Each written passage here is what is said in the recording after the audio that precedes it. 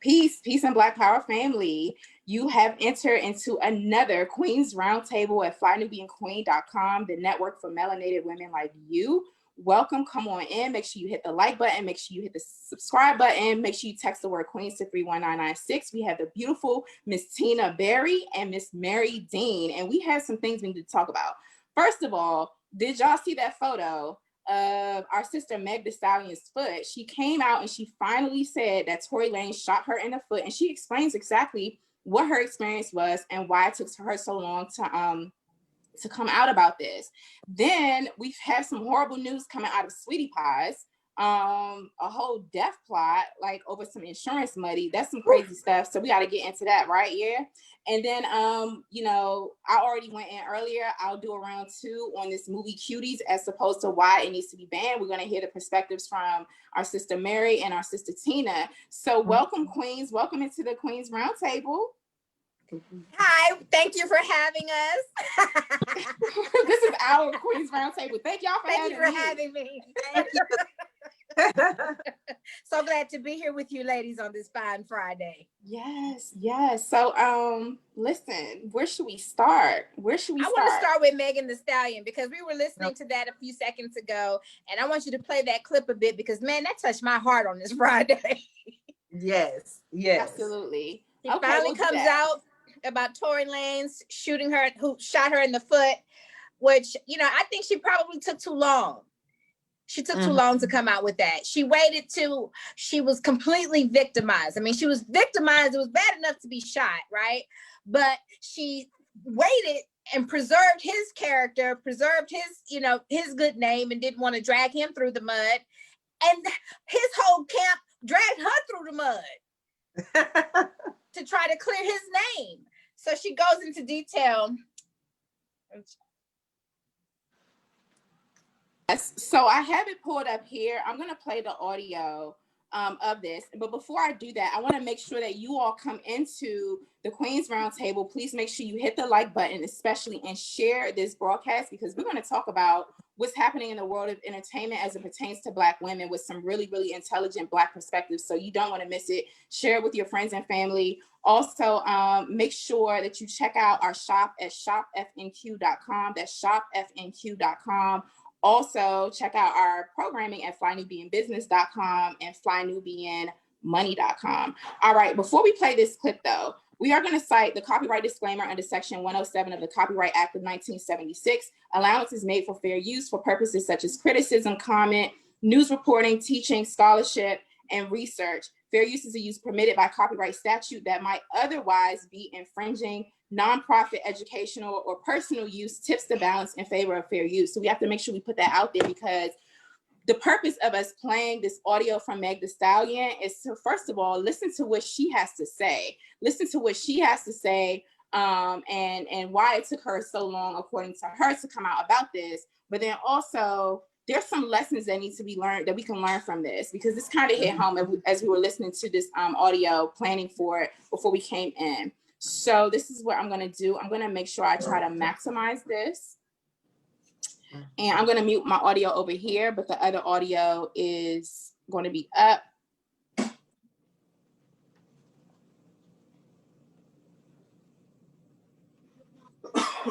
Okay. And I'm pressing play.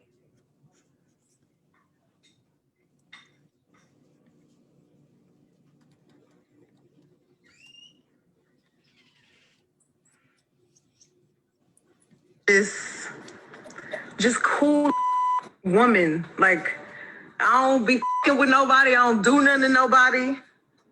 But y'all motherfuckers really dragging it. Like, I tried to just be cool, stay out the way, because at the end of the day, I'm really a real bitch. Like, I'm from Houston.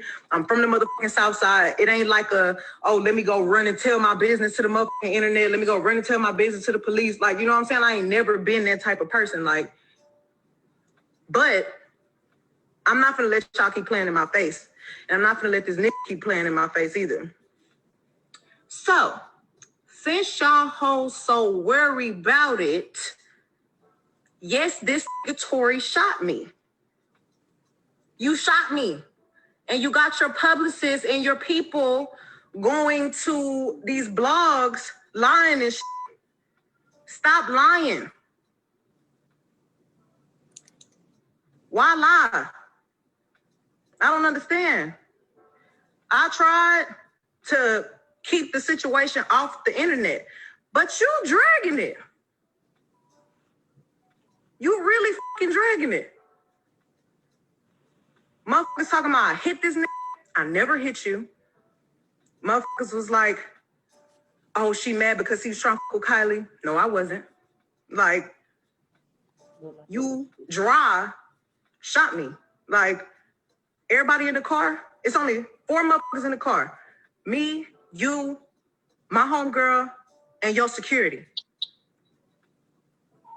Everybody in the car arguing. I'm in the front seat. This nigga in the back seat. I get out the car. I'm done arguing. I don't want to argue no more. I get out. I'm walking away. This nigga from out the back seat of the car started shooting me. You shot me. All right. So we're clear that she just said that he shot her, right? Y'all want to comment on anything that we've seen or heard her say so far? And I'm going to ask the audience to please take a moment to hit the share button and like this broadcast. Nah, I just let it play a little more. Okay. Yeah, I wanted to break it up, you know, in terms of commentary purposes. But yes, let's keep going. Cut by no glass, but let me tell you why they saying that. When the police, because the people in the neighborhood, there's a witness. When the police came, because the neighbors called the police, this did not happen at Kylie's house. This happened damn near back at the house I was staying at. I was just trying to get home. We was 5 minutes away from my spot. The police come.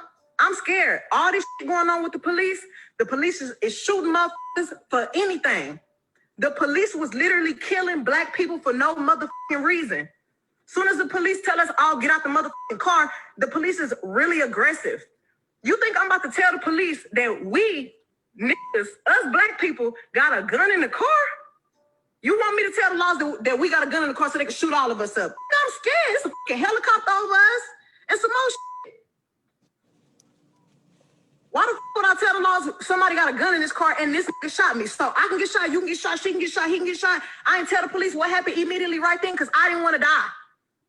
I don't want the police to shoot me because it's a nigga with a gun in the car. All right. So we heard that, right? Yeah. Yeah. Yeah. All I can say is she realer than 6'9". She ain't no snitch. She is not a snitch, but to her own detriment, you know? Well, I mean, I get what she's saying. She was trying to, her fear was the police. Mm-hmm. So that's where we're left at, where you can't even tell the truth, because her biggest fear was being killed by the police, not even though the black man shot her, not the black man in the car, but her biggest fear was the police, because even when she said she was scared that they were all going to be shot.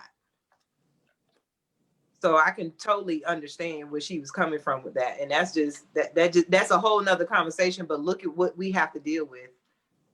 Mm-hmm, mm-hmm. The question is, how long ago did this happen before she came finally out? How long ago was this? Because she's just now talking, you know, naming him as the person who pulled the trigger. Has it been a week, 2 weeks? No, it's been about a month. A month? Mm-hmm. Okay. It's been about that. But the thing is, she did say that she was shot. When people assumed that she was cut by the glass, she did say she was shot, but that's what she's saying. She was trying to protect him. She said she was shot. She wasn't cut by glass. She just didn't name him because she was trying to protect him.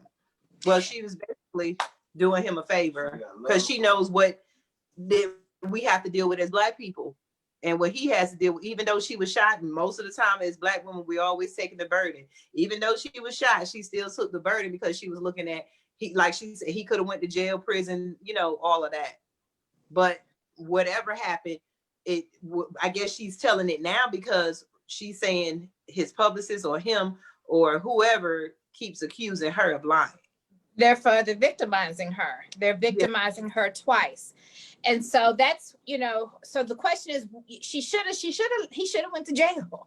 Anybody that will pull a gun out and shoot somebody like that with no disregard for anything in front of, you know, that's traumatizing to her. That's traumatizing to everybody else that's around. It's traumatizing for her thing. It was traumatizing for me. This is the thing too. Like, yeah, I feel that way because I was like, when we listened to it the first time, I was like, Lord.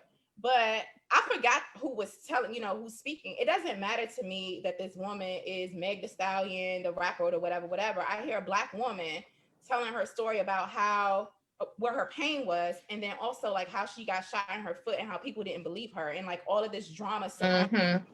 And then also the in the moment decision that she had to make in terms of I'm sorry, I'm like talking on two different audios, but in terms of like how she had to make a life or death decision in a moment. Do I tell the police right now that he has a gun and he shot me in my foot so that he could, the police could possibly kill both of us? Like, that's a lot to deal with. It is. And that's something that we don't really realize.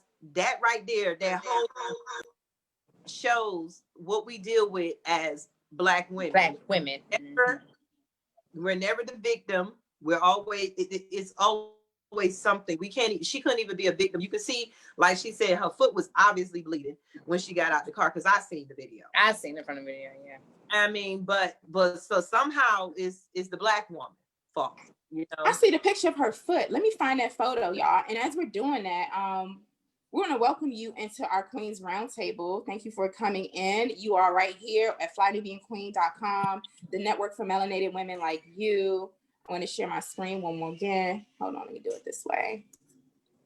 Because I want to go up to the actual foot.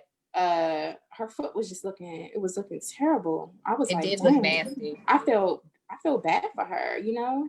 I feel bad for her too. And right when it first happened, you noticed how in the media everyone kept saying she was really rowdy with him at the mouth and all of this stuff speculating about Kylie Jenner. And it was almost like the narrative was that she deserved it, that she instigated it in some type of way. And my sister said it best: what kind of man are you and how small are you that any words that I say will be met with bullets? What words could she, if she got out of the car? She got out of the car and tried to leave. So he's a small man. He has small men problems. It's very offensive. Small in the way. I'm sorry. Did y'all catch what I just said? No. Yes. Okay. But look, like for real, like not to make light of this situation, her foot looks messed up. Like this is not okay. You know what I'm saying? I'm like, what the hell? And this is what she posted. Can one of y'all read this? Can anyone see this? I'll read it. LOL. What I have learned about majority of the people on social media is y'all like to hear bad news before good news. A lie spreads quicker than the truth, and y'all really be believing the y'all make up. I got hit at the back of my feet because when I got shot, I was walking away facing the back caps. Why would I lie about getting shot? Why are y'all so upset that I don't want to be in bed sad? Why y'all upset that I can walk? I got my stitches out my feet like 2 weeks ago, and I was ready to go celebrate WAP going #1. Wow.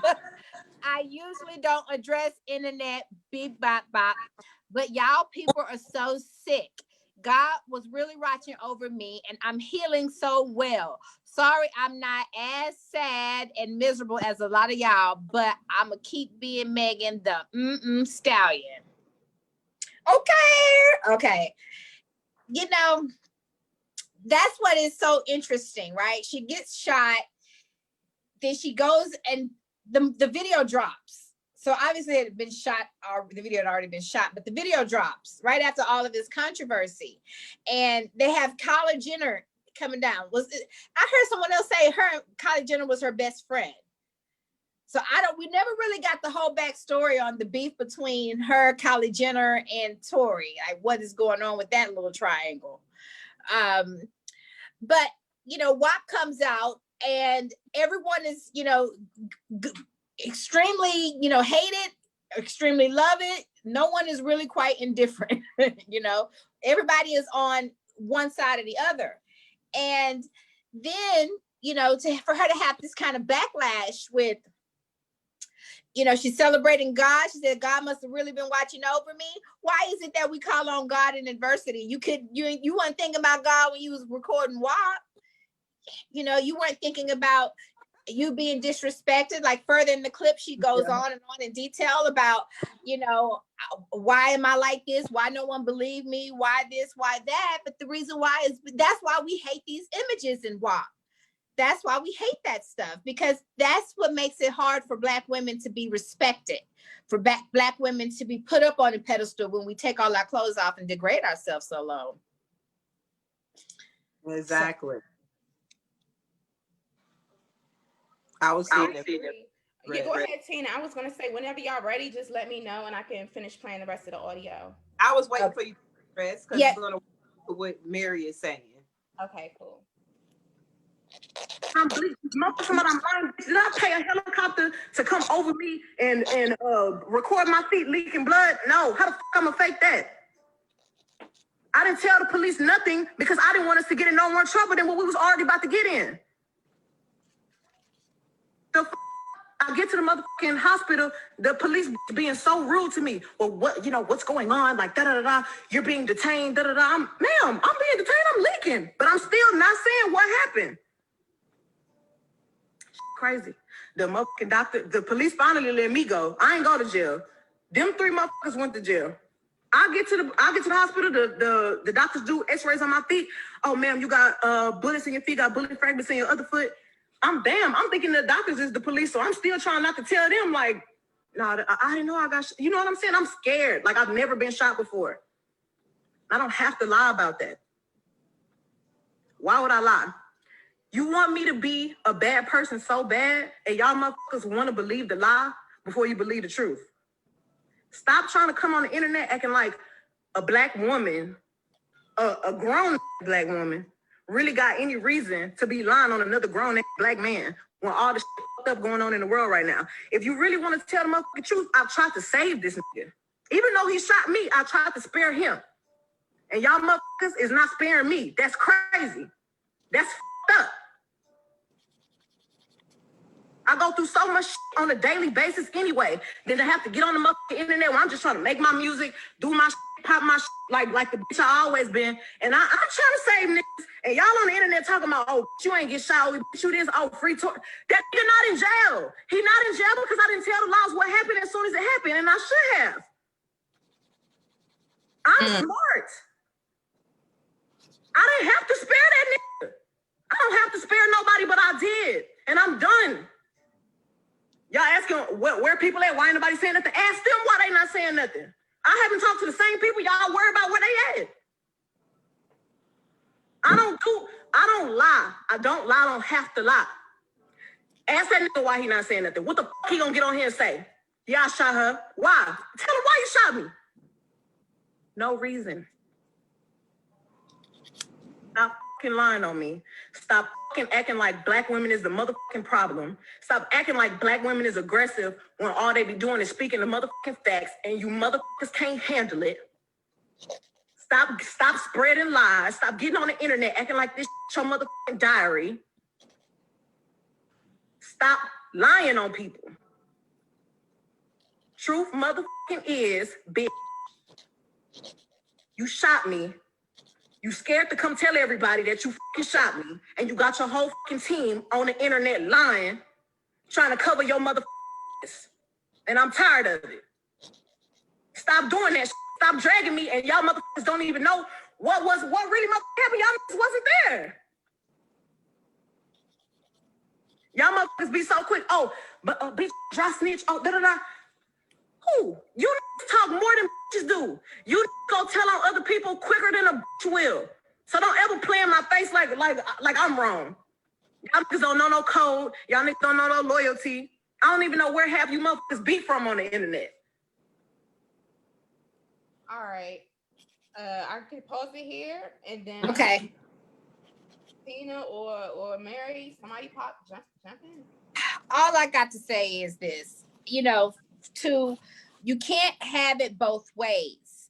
And I'm about to be 40 in January. I thought the song for a 40-year-old grown woman, wow, okay, I like the song. It's funny. It's, they some hoes that they want to call it. It's a joke. It's a kiki.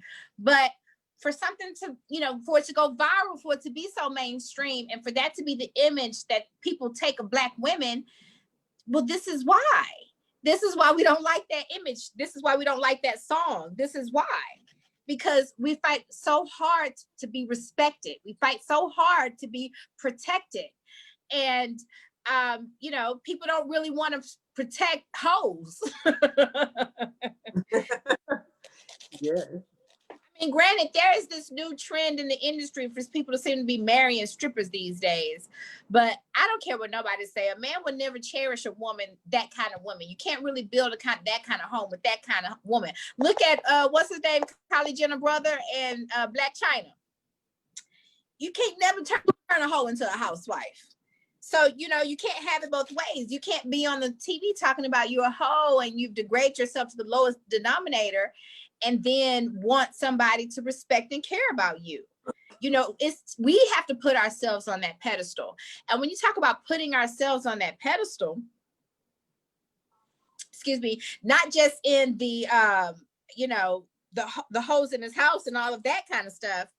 I don't know. I don't understand why you think that you're going to be able to have it both ways.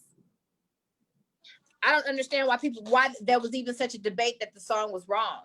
Not when you backdoor and beg for people to respect you and want people to revere you and treat you with some type of dignity as a woman. Anything you got to add to that, Miss Berry? Yes, like all the hurdles that we have to go through as Black women. And like you said, you cannot say, hey, there's some holes in this house. You can't label yourself as one thing and then expect to be treated, because even though we know people should treat people right, society is what society is. We already know society treats Black women as melanated queens like we're nothing.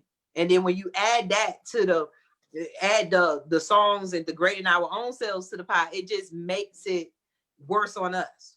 And then when you have a situation where we need sympathy or we need empathy, we already never get that. So it puts Meg like straddling the fence.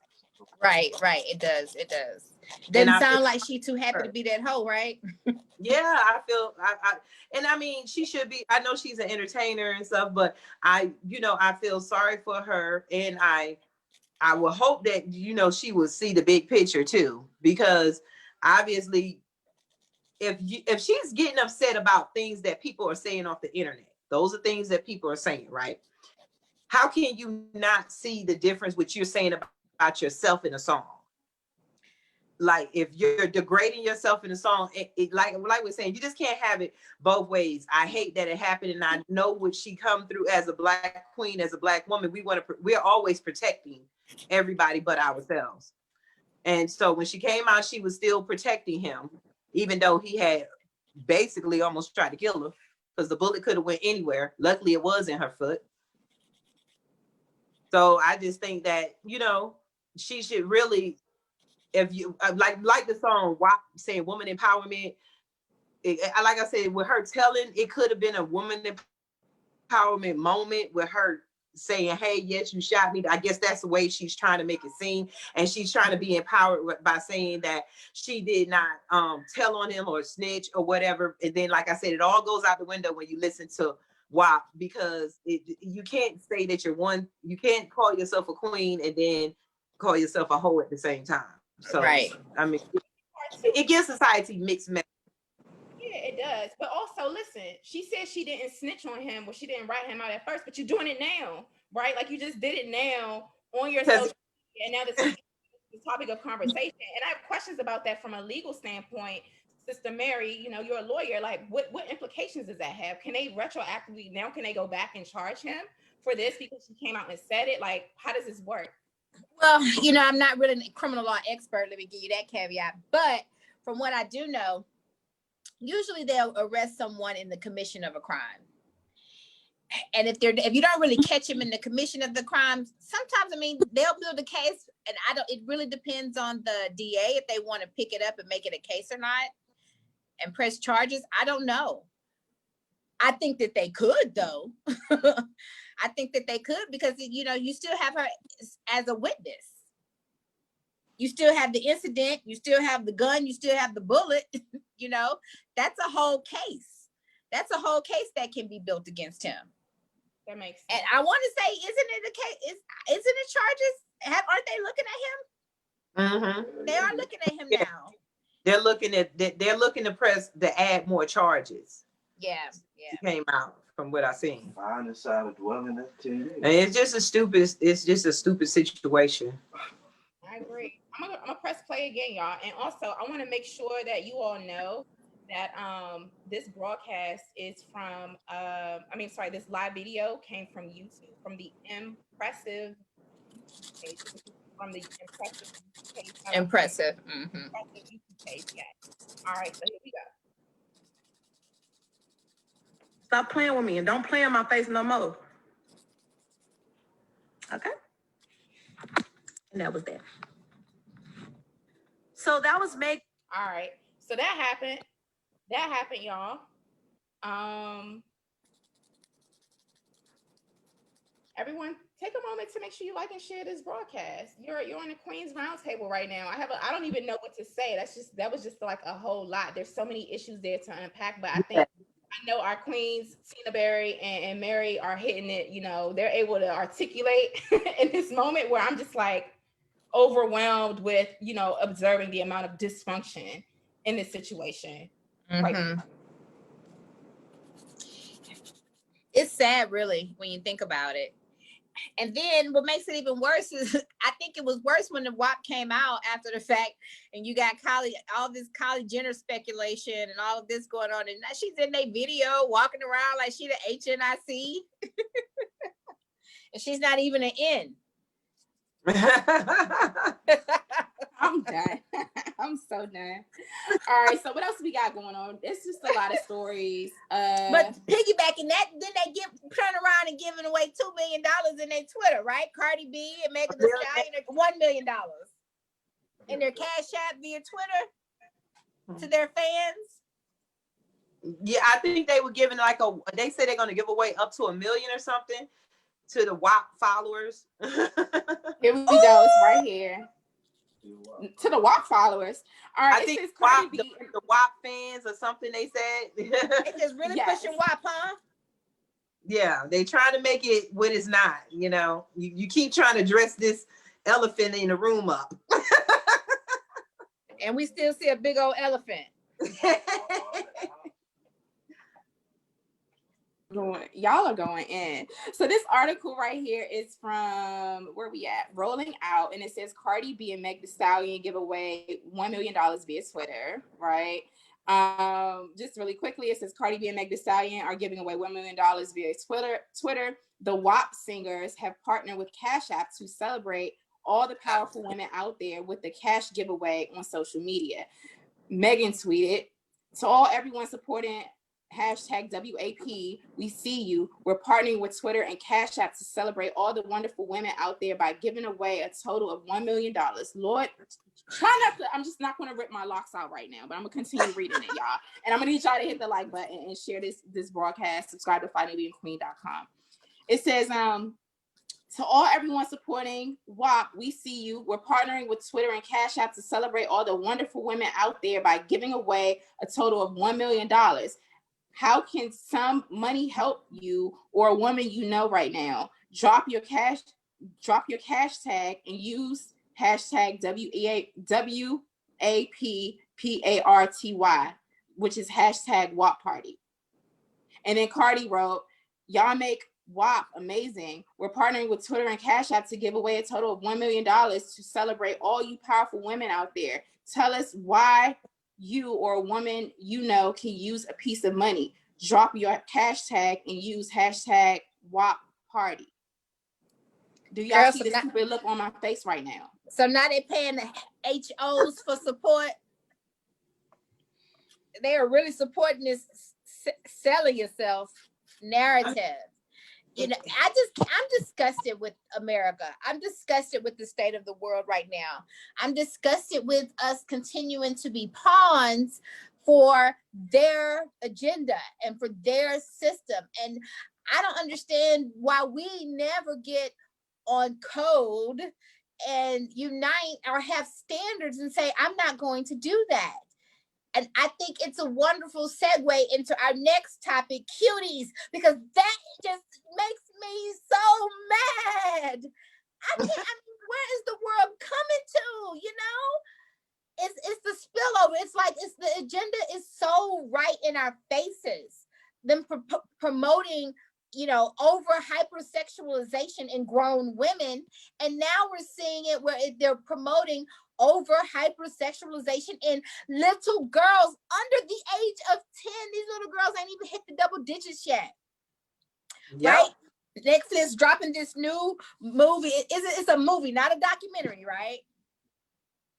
Or not based on a true story. It's a movie. I don't think it didn't say that it was based on a true story. I actually went in on this and exerted a lot of my spiritual energy talking about this filth earlier on Fly Nubian Queens, FlyNubianQueenTV.com and my show, 12 p.m. Monday through Friday on our YouTube page. But no, it's an actual movie. But interestingly, the screenwriter is of Senegalese descent, although she was born in France, and that's the same identity, right, and storyline of the protagonist, who her name in the movie is Amy, but she's a little Senegalese girl. She's 11 years old, trying to, you know, push back. So she's 11.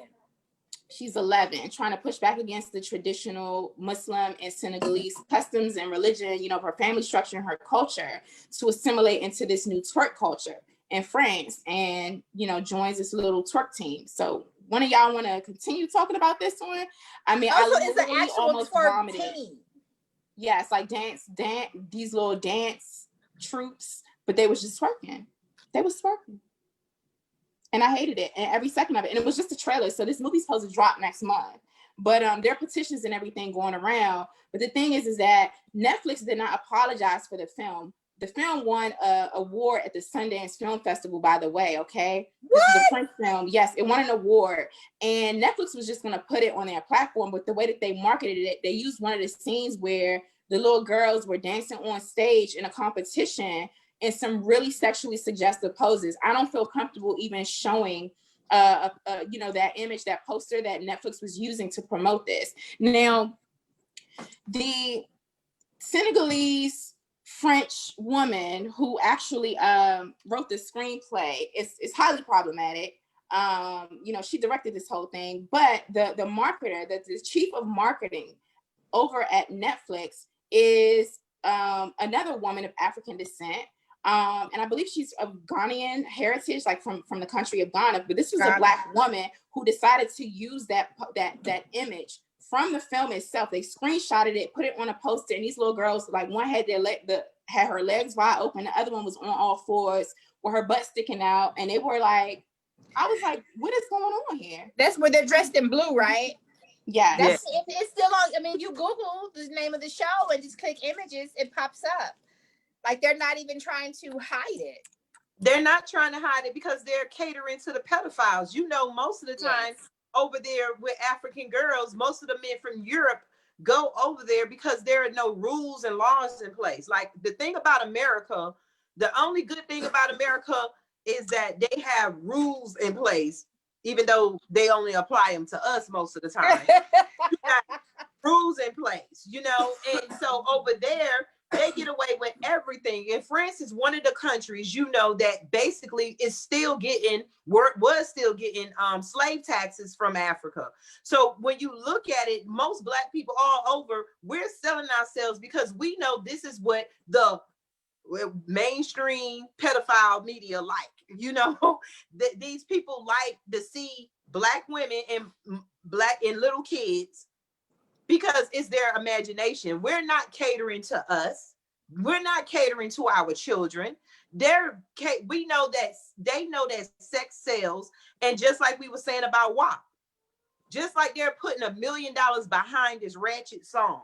You got all these songs out here her and Meg and Cardi B has all these songs, but because they know they're trying to make it something that is not. It's not empowerment, and that movie Cuties has nothing to do with little girls empowerment. It's all sexual. It's all sex, so wrapped up in a package under the guise of music and movies. And it should be a shame that we don't, like you said, Mary, it's like we're walking around with our eyes wide shut. We see it right in our face. We know what the deal is. Because if you want to make a movie for me, give me a movie that's going to show my kids in a positive light. I understand that most African heritage and our heritage, the twerking comes from our culture, but they have sexualized it. So you're not right. African culture, the dance. It went from our African culture to pleasing these media people to get money so that they can fill their pockets, and we have no choice but to keep watching. It's just another form of slavery.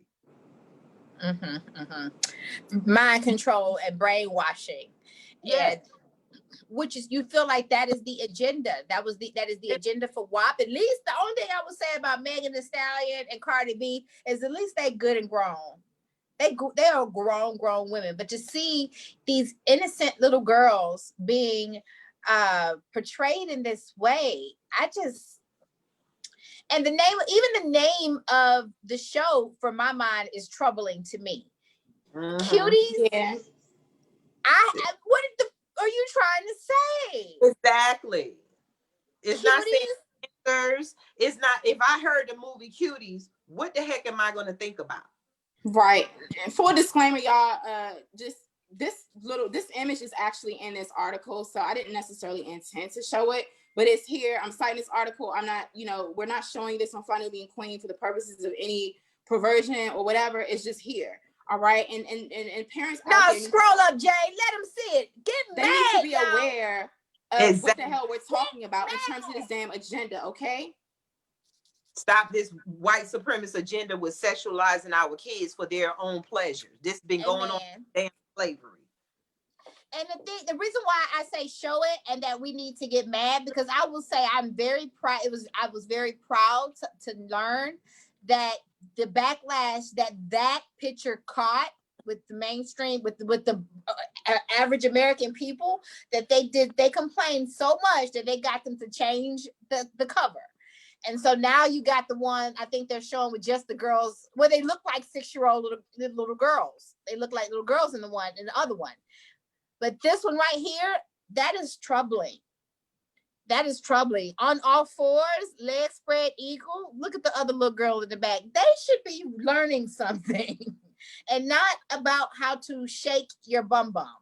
Exactly. Who picked the picture, Jay? You said it was a Ganda. The woman was from Ghana or something. Her name is Bazama. Her name is Bazama St. John. Y'all want to see what she looked like? Yes. Show her picture. Yeah, why? So I'm gonna put her on blast. I mean, I don't mind. Y'all want to take us? But go back to that picture. Did you see the bra on the girls? Let me see. I just can't believe that they did this. I'm gonna have to. Let me see. Where is it? I was just right there. Oh, here we go. Yeah, look at that. She had a bra on over top of her clothes. They got bras on top of their clothing. Yeah, what underwear too? You see the underwear? And the underwear, girl. Oh my gosh! What on earth are they trying to do? Why? Who does anybody wear their underwear on top of their clothes? No, you only do that when you really want to see them in the underwear. But you know, if you just put them in the bra and the panties, the world would just have a huge fit. So this is, they call it like microaggressions and or the totalitarian tiptoe. This is a baby step from them removing the real clothing and just having these girls in their bras and their panties. That is just so appalling to me. Ooh, that's sad. It's horrible. I'm not sure where our sister Tina went, but I'm sure she'll come back in if she wants. When her camera comes back on, you'll be able to see her. I was about to go to something else. I totally forgot, but girl, that is crazy. Oh, yes, what these chicks look like. So that's what we're going to do. We're going to go to, let me open up a Google. Tina's last request before we lost her. I want to welcome you all to FlyNubianQueen.com, the network for melanated women like you. Let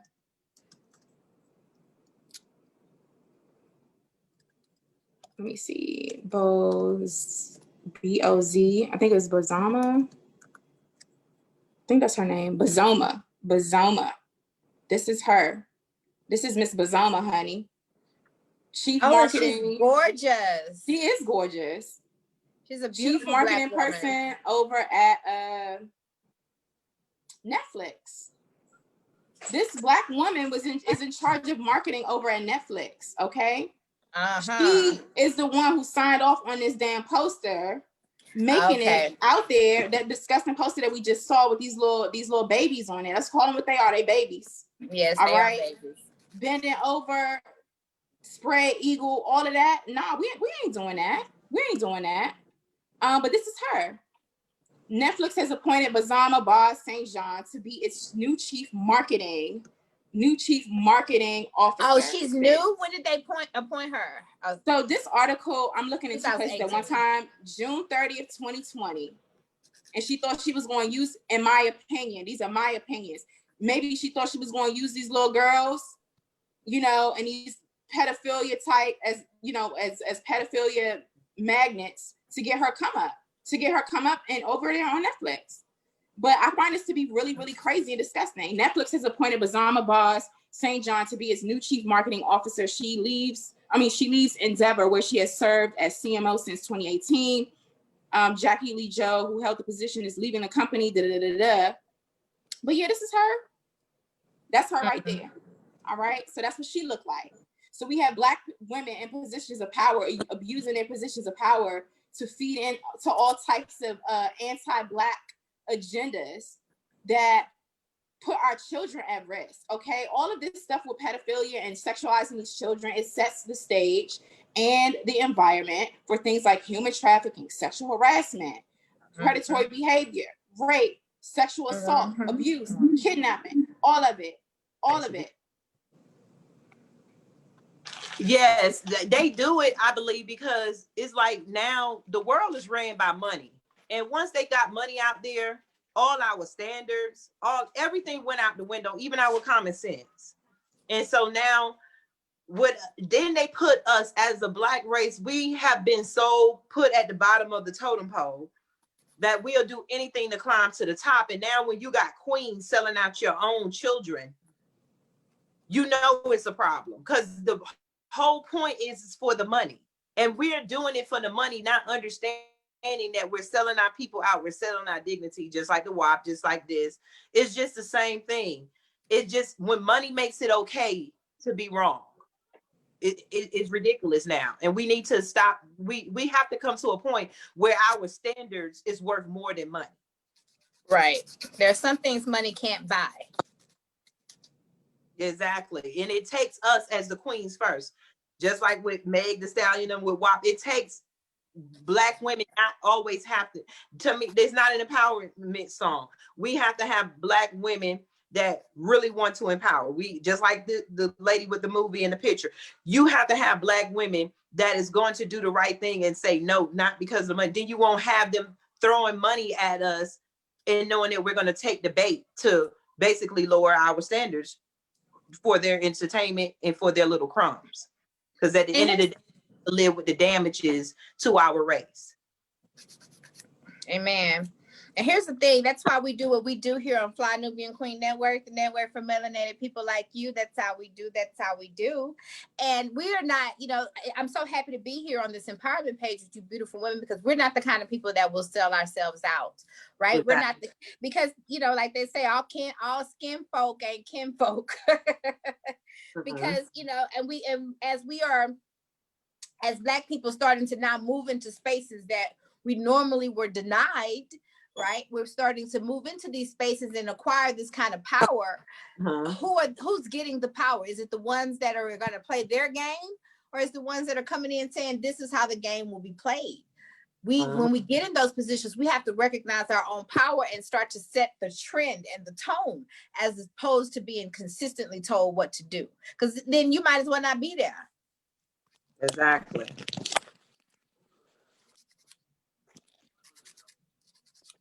So Mary's filing her nails. I'm trying to get my nerves in order, and Tina is spitting hot fire. We're right here. This is a Queen's Round Table. This is how we chop it up on Friday afternoons. Get, you know, just let off. I'm almost finished. I know that's wait, girl, you move quick. Cute. I love that color. Thank you. So we're going through the network for melanated. And my phone. And I have so much trouble since I switched to iPhone. I was an Android person. I know that's right. Now look, we have more stories to bring, but we want to make sure y'all hit the like button. Make sure you hit the subscribe button. Make sure you are subscribe to our text messaging list. Text the word Queens to 31996. That's Queens with an S to 31996.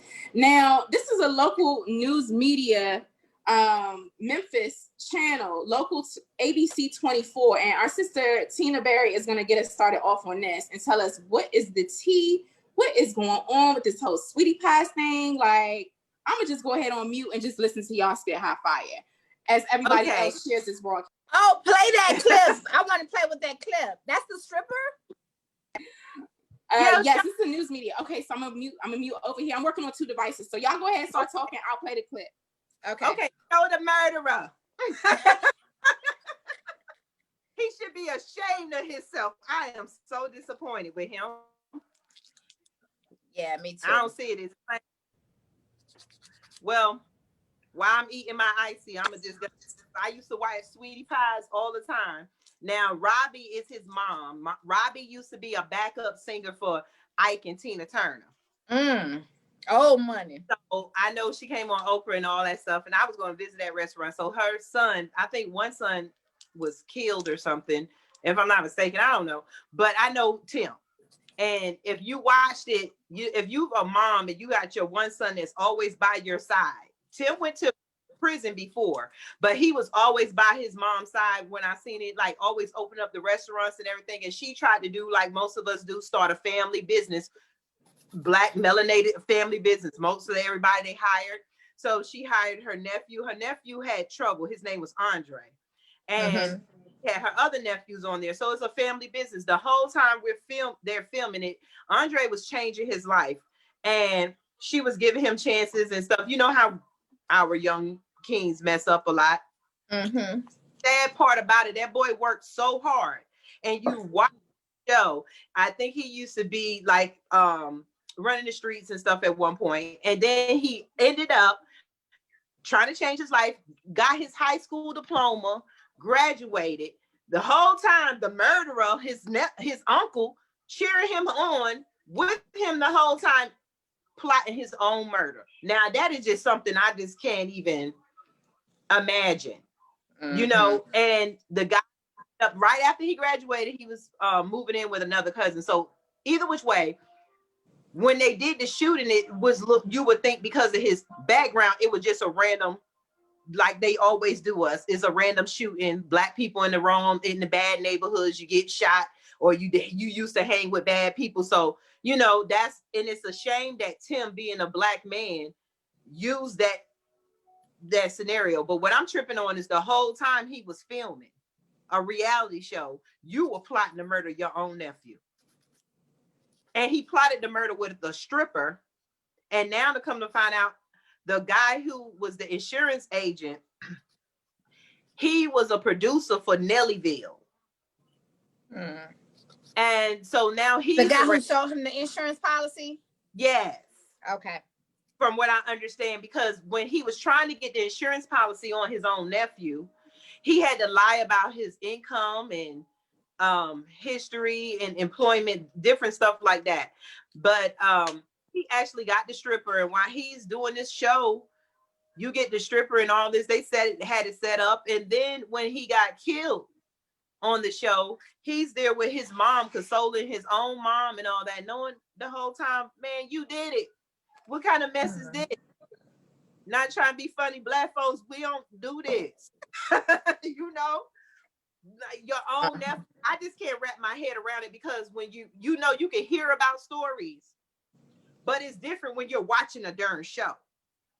And the whole time on this show, he was acting like he was trying to bring his mother's business up so much. He acted like he cared about the business so much, and he was opening up another location, and he had them working. I just don't see how, like, when I look back at the show, I just don't I look at the show, and I'm like, the whole time this man was planning on killing his own nephew.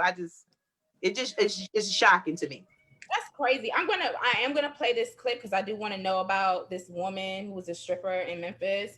I want to welcome the audience into our Queens Roundtable. You're rocking with Miss Tina Berry, Miss Mary Dean, and me, Jade Arundel, aka Lioness Crowns.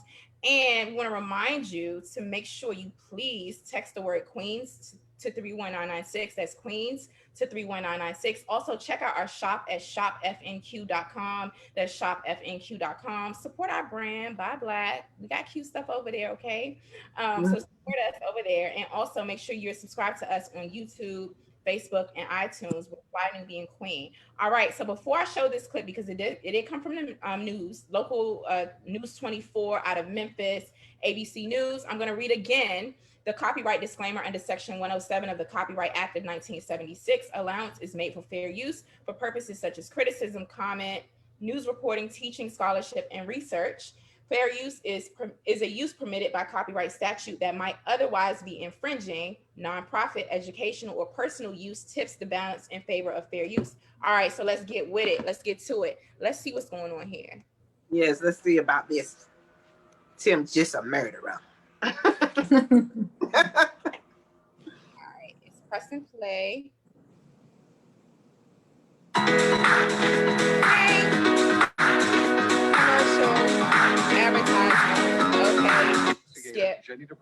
Welcome to Sweetie Pies was a reality show based around Miss Robbie Montgomery and her collection of Sweetie Pie restaurants and her family, including her son, James Tim Norman. The show only lasted 5 years, but this story is far from over.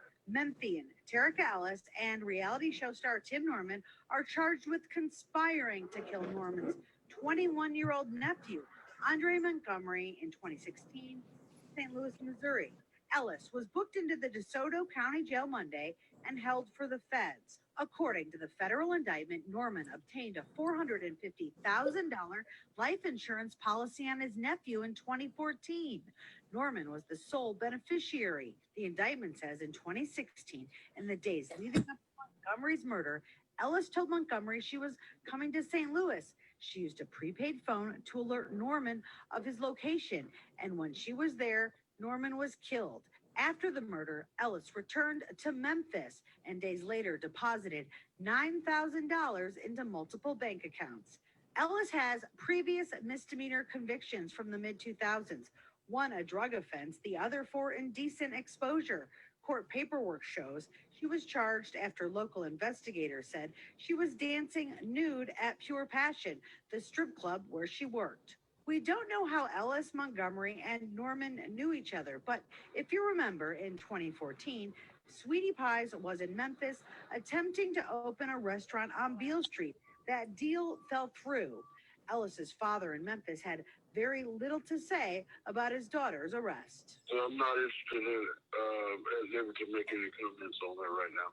Prosecutors have asked no bail be set, saying Ellis is a flight risk. Jenny DePrizio, Local 24 News. All right, well, that happened. Okay, that happened. Yes, it's ridiculous. I didn't know like I said, it was a shock to watch a young black man life around, and the mentor, which was his I guess uncle, since it's his nephew, the whole time he's planning, he gave him basically 2 years to live the whole time. How no remorse, no nothing. You was sitting around watching this guy, your own nephew, get his life together, and the whole time you gave him a 2-year sentence and he didn't know it, and he was getting his high school diploma. He was getting all this together, not knowing that the person he thought loved him was ending his life. It's just sad. It's another example of doing anything for money. Mm-hmm. It's another not having any standards. And you have to almost argue, this is why it's so hard for people who get out of prison to get work. Because the thought is, well, you know, once he was a criminal, you know, he was a gangster, and that's how his lifestyle, and I guess that's what he resorted back to. Wow.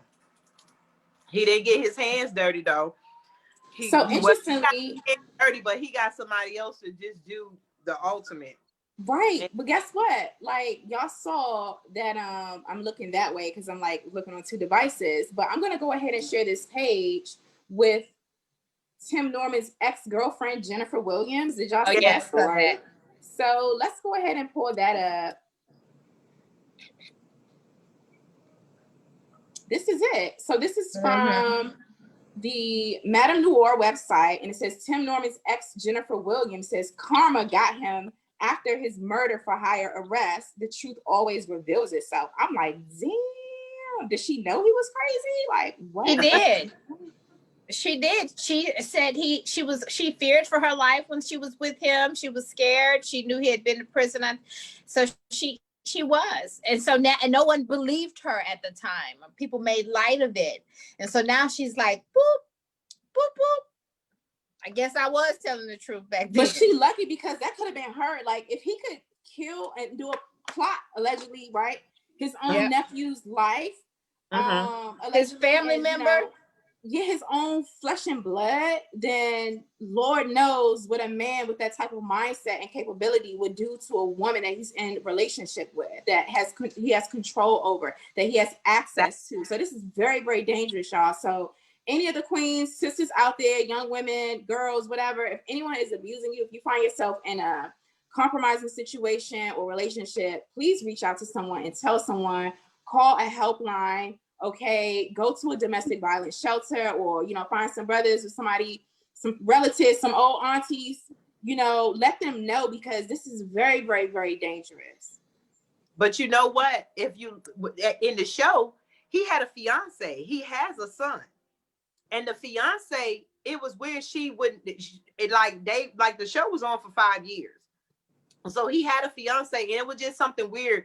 And she left him, and it was like they had a nice breakup. But imagine, it seemed like right when him and the fiance broke up, he got the life insurance policy on the nephew. So imagine if he was plotting for her. You never know, because she ended up, they don't talk about her. I wonder what she has to say, because she ended up leaving him herself. So like you said, ladies, if you have a certain gut feeling, leave. Leave. If you got that intuition, follow it. My mama and them always taught me, they would say, if a man could put his hands on you to hit you, he will kill you. Like, he could literally kill you.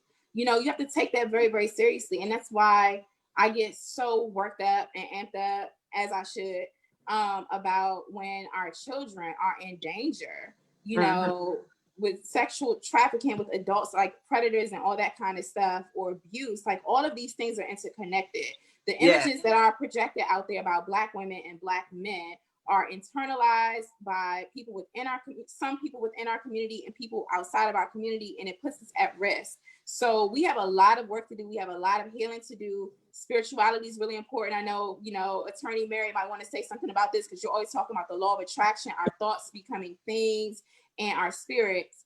We have to learn how to follow that voice, like that Tina is talking about. Follow your inside gut, your intuition. That is your spirit that is guiding you. That is the God within you that is guiding you, warning you, or helping you to get out of situations or to navigate through things. So this is crazy. This has been some crazy news.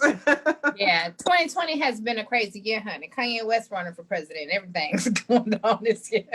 Is he still running? Is he still? Yeah. Oh. But like what Jay said, though, we do have to follow our intuition, because it's not just on bad, just like, not trying to be funny, if our queens will follow our intuition, we probably wouldn't make a lot of mistakes that we're making. We override our intuition for what man says or what society says, but we really do need to tap into our intuition.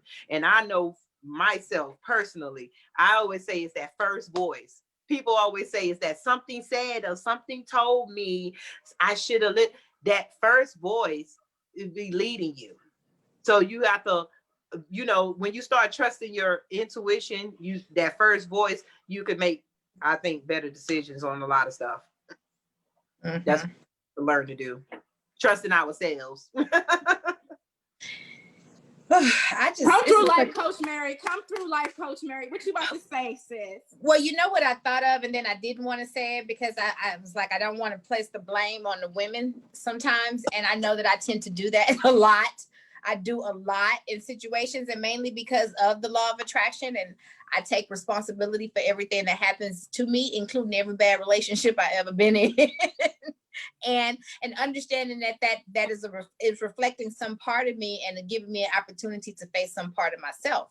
Like when I started my legal career, I did divorces for victims of family violence. I was thrown in the fire. I was doing divorces and child support cases for the most severe kind of family law cases you can imagine, with family violence in them. And I just didn't know the world was that damn dark. I didn't want to know the world was that dark. And it was very hard for me. I remember, you know, the energy, the way you feel right now, Jade, because you're so much in the fire and you're so drained all the time, and you're just, you know, you're going and you watch the murder happened over here, and this happened over there, and this happened over there, and you just bogged down by it. That's how I felt when I used to work there. And I remember after about 6 months when I divorced my ex-husband for the same thing, I realized, well, you know, after I kicked him out, I only lived with him 6 months. It ain't gonna take me long to recognize you was you. You know, I'm doing this every day. I went back to work the next day and pulled out that power and control wheel and just started highlighting. He did this, he did this, he did this, he did this, you know. But then I had to look in the mirror and say, now, Mary, why did you attract somebody like that? How did you attract somebody like that? What's going on inside of you? And I was like, oh yeah, I was abused when I was a kid. had buried it under the dirt and didn't put the dirt on top of it and went on about my life, not thinking that would ever come up again. And I had never even seen that side of my ex-husband before until I saw it. He had never done it during the dating, had never until I saw it. And so that's where coming back to, you know, him showing me a wonderful opportunity of what I need. Obviously, I got some trauma I need to heal from. Right? Some things that I need to address so that I don't continue to attract someone like that. But bye, I'm not going to stick around for you either. And I think that this is what women have to do. Like even going back to Megan Thee Stallion and the whole situation with Tory Lanez. Like now she's putting him on front street because he victimized her even more by making her feel like she was lying and all of that stuff that he was doing to her, bullying her on the internet. And so why does we have to wait until we're completely beat down before we say enough is enough? She should have came out blasting when he blasted at her in the foot. That was all she needed. So I want to, yeah, thank you. I want to jump in, right? Because this is a distinction that I've taught doing some life coaching work that I've done before. And also as a leadership development, you know, person working with you. There's a difference between blame and taking responsibility, right? Blaming involves shame, guilt. You get in a stuck place. You're like, oh my gosh, I made this decision. I made this mistake. And you give it all of this negative weight on you that prevents you from propelling yourself forward. Versus responsibility. Responsible. What does that mean? You break it down. Response-able. Your ability to be able to respond to a given situation or a choice that you have made. You can take responsibility. You always have a choice of the ability to respond to your past mistakes, things about yourself that you want to change, getting into situations. You always have that choice. It's always available to you, right? So when Mary and like, you know, the law of attraction and things that we're talking about, you know, saying that like, I had to come to a moment in my life, probably about 5 years ago, where I had to go through a process where I had to take complete responsibility, right?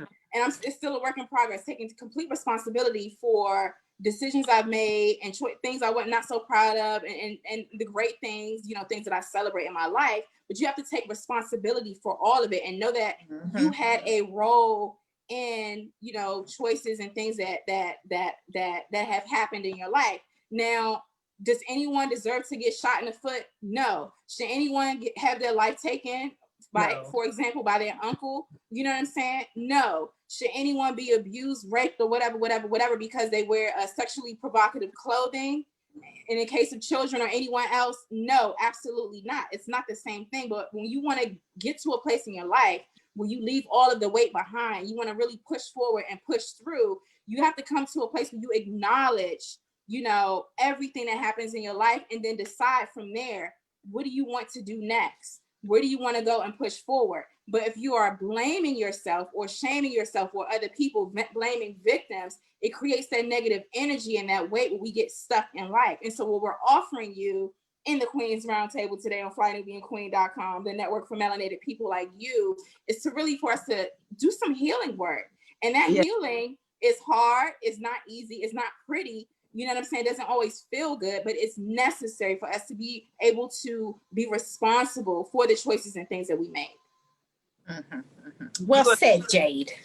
I like it. Thank you. You know, I can get into my little, you know, my little preacher mode every now and again. Don't say that, Jade. So proud. Y'all play too much. But that was well said though. Responsible. I've never heard it put like that, but that's why, you know, and I take 100% responsibility for everything that happens to me. Every single thing.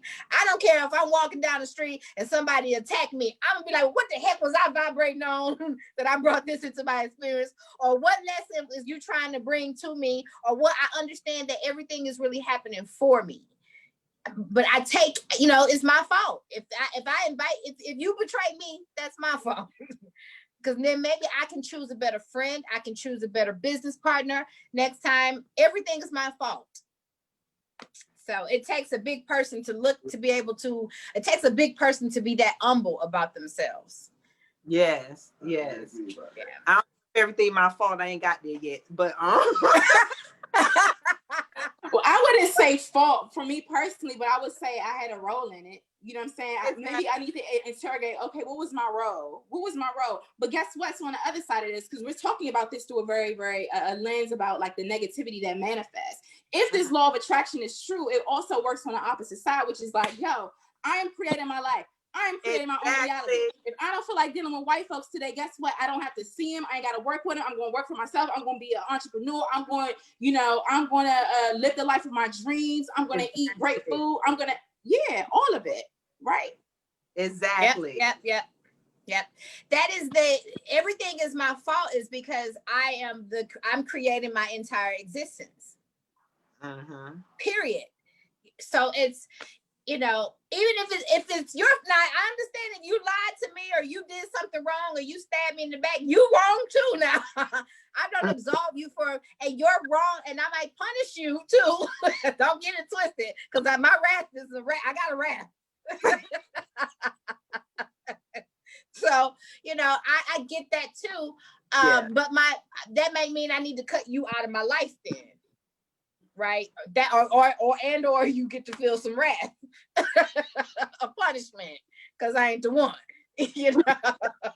But I love it. I mean, because that's where I'm at. I feel like that's why I'm here. Hey, I'm at the round table. If I look at my life, and when I started saying I'm speaking this into my life, I don't know if y'all seen my first videos, and I didn't really notice I was sitting, and behind me was a bunch of papers on the wall behind me, and I had wrote them papers. And I said, you know what? I'm going to change my life and I'm changing the lives of others, you know? And next thing you know, boom, I'm like really on the Fly Nubian Queen. I'm talking to other people about their lives, you know?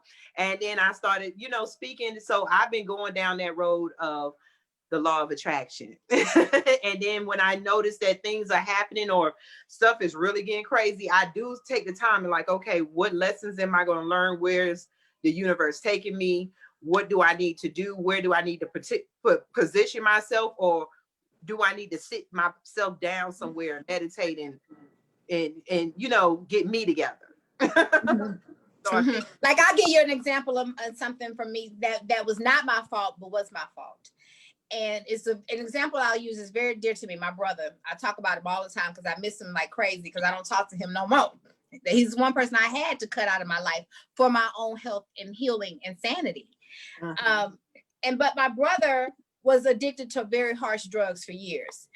And for as long as I've been the WallStreetLawyer.com, have I been invited to walk that journey with him.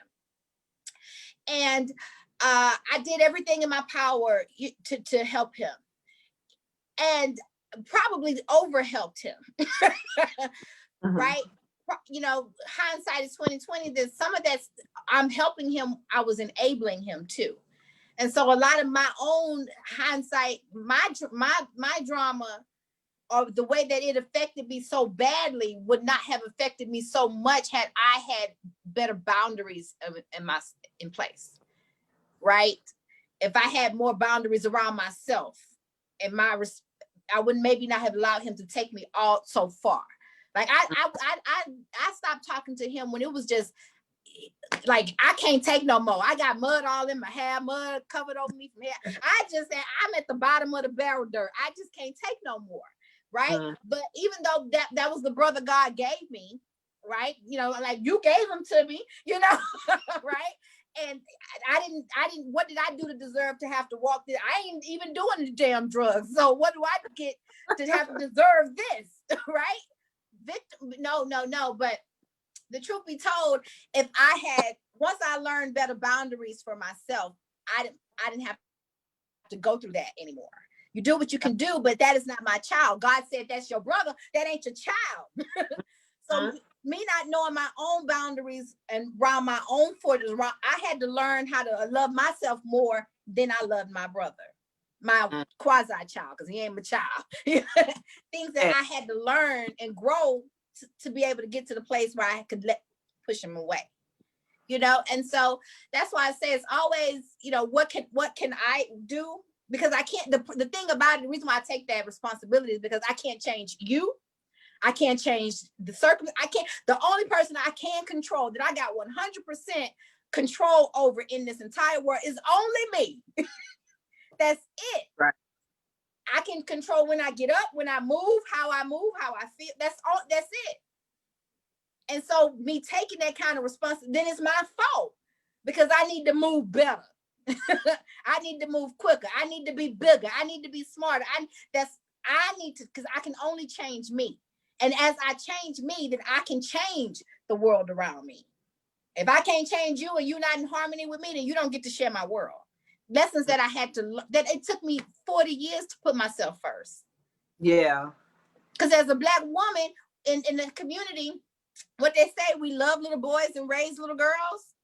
So all of us as Black women, that's why I felt Megan Thee Stallion's pain when she was talking about us not being protected, us not being cared for. Why it's so hard for me? And then while I'm hurting, I'm shot, I'm still looking out for him. That was how I felt my brother. He shot me in both my foot and I'm still protecting him. We got to stop that. It's up to us. Finally, after he victimized her again on the internet, did she decide to speak up? But you got to learn to speak up sooner so you don't have to go through that. She wouldn't have had to go through that on the internet. Had she showed the foot, told the popos, then nobody would have been accusing her of lying to begin with. And so, you know, personal accountability, responsible. You're right. Or we look at it because, you know, like if we really, you know, in the streets, I used to be around people and I started taking myself out of situations, like you said, being responsible. If I see you sitting around with guns, and most of, you know, if you from the streets, they walk around with guns, like, okay, why are you walking around with a gun if we in here? You know, it's like certain places that or certain people I wouldn't talk to, or certain places I wouldn't go because of the situation. So yes, we do just all have to start taking responsibility for every action that we make, because like Mary said, we're only responsible for ourselves. It might have been a time back in the day when I used to go to the clubs, I probably would have listened to the WAP song and not thought anything about it. But when I started taking responsibility for my actions, I looked at the music that goes in my ear is my responsibility. The movies I watch is my responsibility, because when I'm around what I'm listening to, if I got children or if I got people, they're around me, they're gonna because there's no boundaries now. So we do, as queens, we have to start taking responsibility for our actions. Lord, yes. How y'all feeling out there tuned into the Queen's Roundtable? We had beef today. I don't know what's going on. I mean, is there a full moon tonight? Like, is some type of retrograde? Because I am feeling all of this energy. And listen, before we started, we were, in Zoom before we hit the live button. I was just like, y'all, I don't even know if I can do this today. But this roundtable, Queens Tina and Mary, y'all are giving me so much life. To so many Black women and to everyone who's tuned in, the Black women, the Black men who are in the comments. I want to thank you for tuning in and liking this broadcast, sharing this broadcast. Make sure you check out our stuff at shopfnq.com. That's shopfnq.com. Also, remember to text the word Queens to 31996. That's Queens to 31996. We got flynubianbusiness.com and flynubianmoney.com. Okay, we got all of that and more. Now there was another story that we could have talked about, but I feel like the energy, it's up to y'all. The energy is so high right now. We could, really, if y'all want, peace out and leave it on a high note, or we can keep going. It's up to y'all. What's the story? It was about Joe Biden and Cardi B having an interview. Back on the Cardi B. Well, all I'm gonna say, I don't mind talking about Biden kissing Cardi B wop. He kissed Cardi B wop the whole time. I'm so proud of you, and you've done such good things. And I said, Biden don't get his lips off Cardi B wop. Yes, and then it's a circus. Like, if you're gonna get, what I was thinking the other day, if you want me to vote, all this Cardi B, Kamala Harris, it's a joke to me. Prince me out some Black women, and not know, excuse me, because I said this before on one of my videos. People was like, she don't like all Black women. She talking about light skin. No, I'm talking about we're Black women because our parents are Black. Kamala has a touch of Blackness. And, and Cardi B, those are the type of women has a touch of Blackness. So if you want my vote, print out some people that represent me for real. I'm tired of getting touch of Black women who supposed to represent us as Black women. They don't want a real Black woman having a voice because we would say what we want and they would have to face what we're saying. But this is a joke with Cardi B. I ain't never seen Cardi B with that many clothes on. So yeah, this is really interesting. Oh, you never seen Cardi B with that many clothes on? Ooh, I can't disagree. Now I'm gonna go ahead and read the copyright disclaimer just again. This is gonna be the third time because you know what I'm saying. We ain't giving them no excuses. But in the meantime, in between time, make sure you share this broadcast, hit the notification bell, hit the subscribe button. Remember to text the word Queens to 31996. That's Queens with an S to 31996. All right. Copyright disclaimer under Section 107 of the Copyright Act of 1976. Allowance is made for fair use for purposes such as criticism, comment, news reporting, teaching, scholarship, and research. Fair use is a use permitted by copyright statute that might otherwise be infringing. Nonprofit, educational, or personal use tips the balance in favor of fair use. All right. Now I'm gonna press play. This is like 3 minutes. I might stop it midway and then we can talk about it.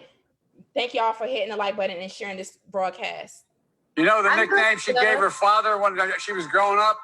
She'd call me Joey B. So we may be related or something. Yep, Cardi B and Joey B. First of all, that just sounds stupid. Second of all, I have to say that we got this from ET.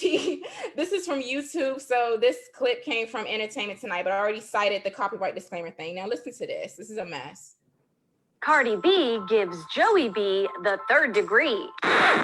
Yeah, Joey B like Joe Biden. Okay.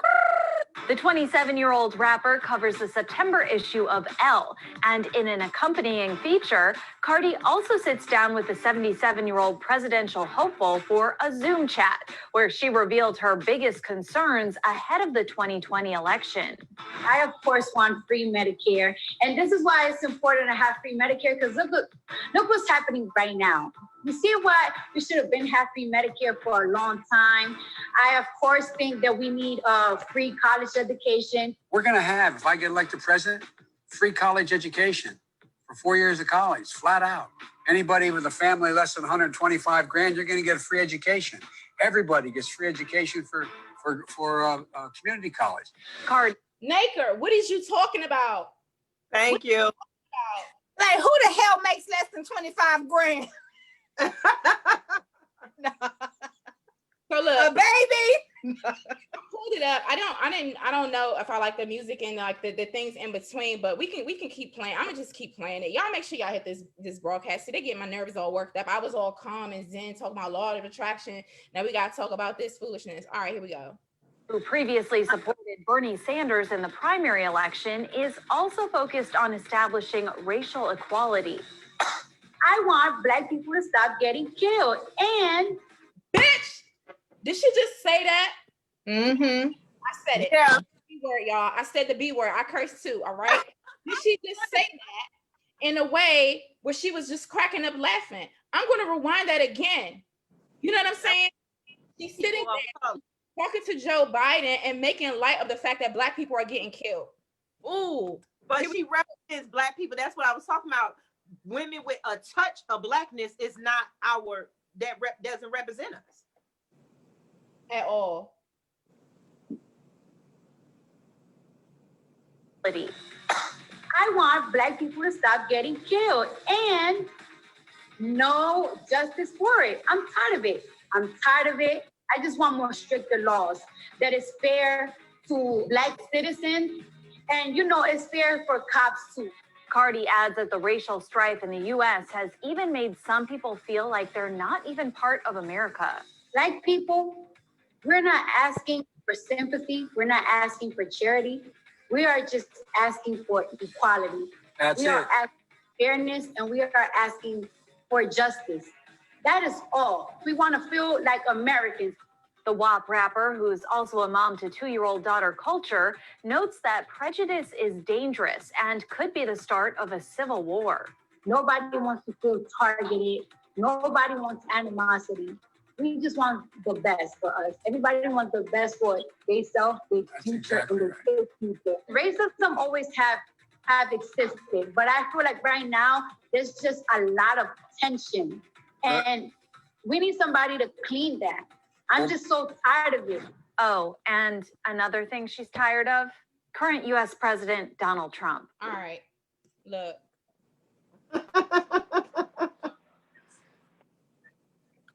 I don't feel bad for Cardi be a bitch, by the way, just saying. I mean, that's what she refers to. Well, she said she was a hoe now. That's what she said, so she can have all of that. But I'm interested to see what the people in the comments are saying, so I'm gonna look in the chat, and I'm gonna turn it over to our sister Tina Berry and Mary. Well, it's a trip.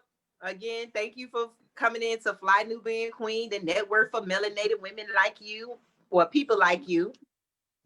So let me tell you, it's a mess. That's why I said it's a joke. Look at the women that Joe Biden actually picked anyway. Kamala, who has nothing but blood on her hand or damage on Black damage on her hand from the community, and Cardi B, who you listen to her, she say she wants Black people to stop being killed. Then she says, well, we as Black people, I don't think that these people of color, when I say touch, understands what we're going through as real Black people, because they get to straddle the fence.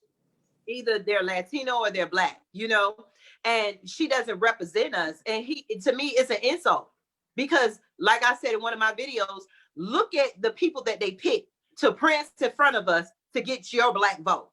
It's an insult to your intelligence. WAP, as they put it on it, that's why it's so important, because what they named her, the WAP rapper. She done made all these songs. WAP ain't even been out that long. So these kids look at the news. So kids are going to wonder, what is WAP? If your kid ain't, you know what I'm saying, the WAP rapper. So look at the women, the standard of women that they prance in front of us to get the vote. It's ridiculous. It's an insult to my intelligence. And I mean, I don't even know what to say after that. It's just an insult. It just made me not want to vote more. I'm with you. I think it's an insult to my intelligence. it's an insult to the American people for that matter. I don't know what kind. 2020 is just concerning to me. We have Joe Biden, and he picks Kamala Harris as his running mate, and he sits down with Cardi B and think that that's going to really help him. And that's because he's not really interested in addressing any real views or anything of substance. But what he is interested in is getting the young vote, 18 to 24. Exactly. That's it. And why do they care about that vote? So why do they care about that age group vote as opposed to everybody else vote? Because they feel like that's the group that they can manipulate. Because a vote is a vote, right? Aren't they all the same? Well, let me give y'all an example. I did some nonprofit work for a leadership development organization that focused on, like, you know, voter registration, voter initiative, civic engagement. Now, I went to the Board of Elections in New York City. They are literally counting the number of students by racial demographic in the 3rd grade, in the 8th grade, in the 12th grade to project by year so-and-so how many people of a different ethnic or racial group would be registered voters, right? And then they can try to predict which political party that they will be able to support. Now, if you have a group of, let's say, light-skinned Latino immigrant population that's, you know, classifying themselves as white, then in the future, you know, white folks can continue to have their numbers and get that, you know, keep that level of political power. So they're also playing chess in the long term, but they're manipulating Black people's emotions in the short term. Exactly.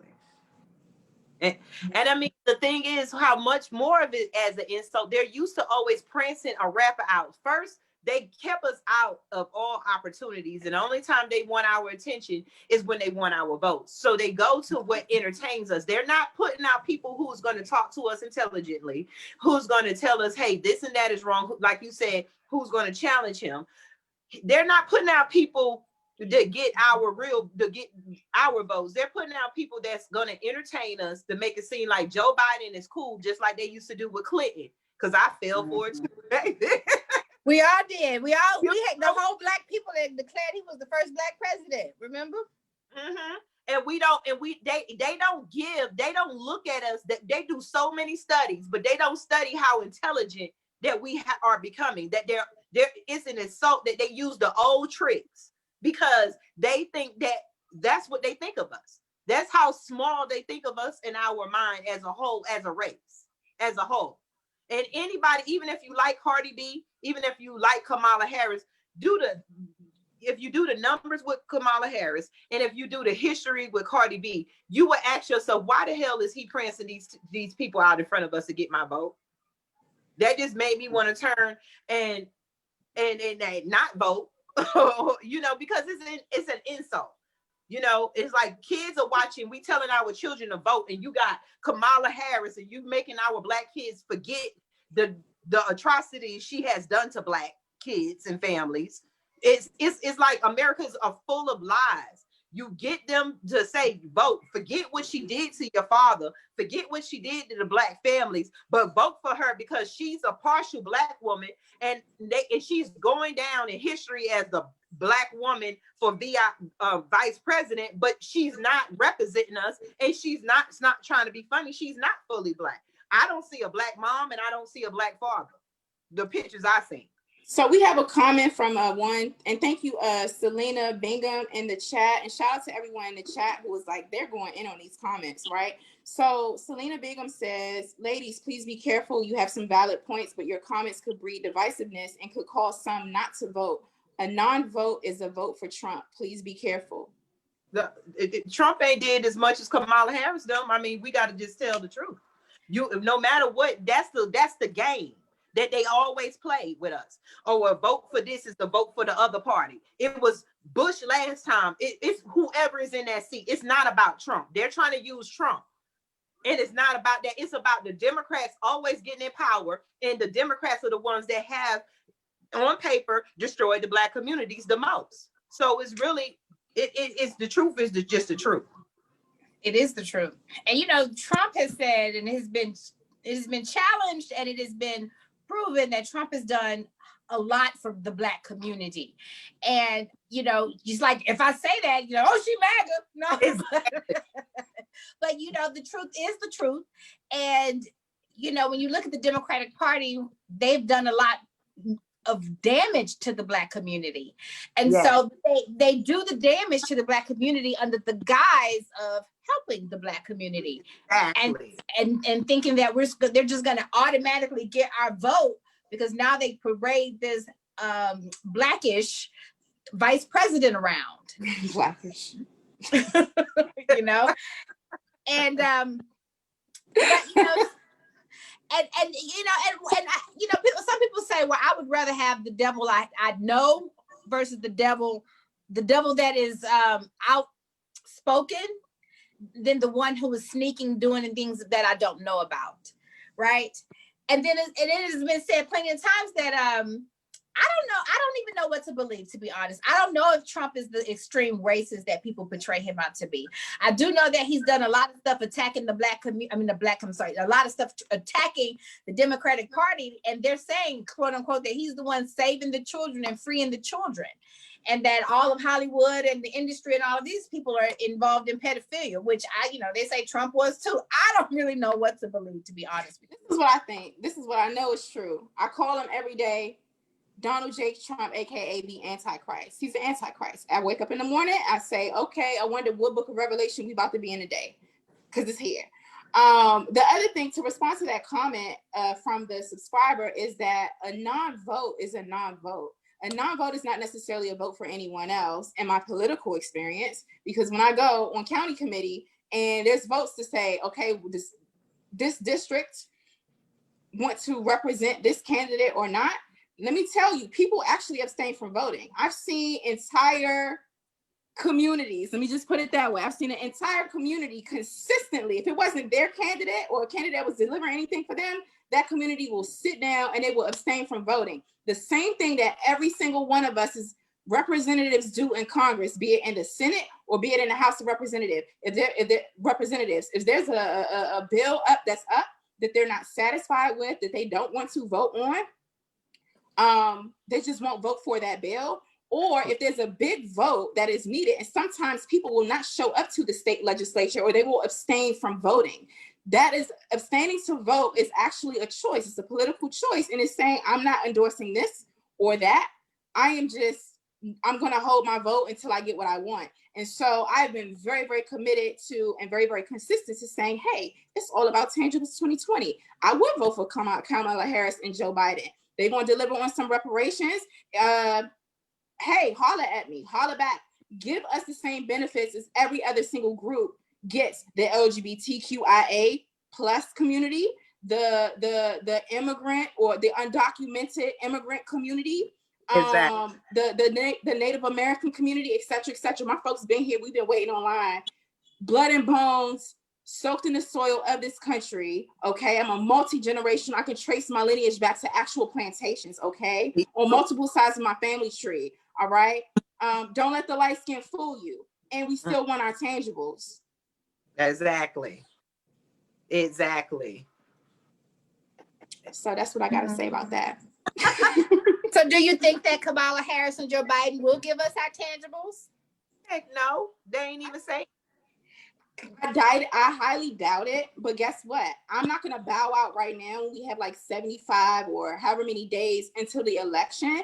It's Black people all around just giving up. Well, we got to vote for the lesser two evils. Versus if we were to mobilize in this very short period of time to say, hey, Democrats, you're not going to get our vote, Joe, Sleepy Joe, Crime Bill Biden, unless you do X, Y, Z, and everything else down the damn alphabet for Black people, or we just not going to vote. But you got Black folks who are just like, well, we got to vote for the Democratic Party. Well, we can't have 4 more years of Trump, but you're not making any demands. In the meantime, we're bowing out. 70 days, 75 days is a lot of time to change things. Look how much got done and changed during the George Floyd protests. So we can actually get some things on and popping, but the issue is that this is the issue. This is the issue, because y'all know I'm a nerd. We off code. We don't have a code. We're not abided by a code. Shout out to Mr. Neely Fuller. Check out his show at producejustice.com.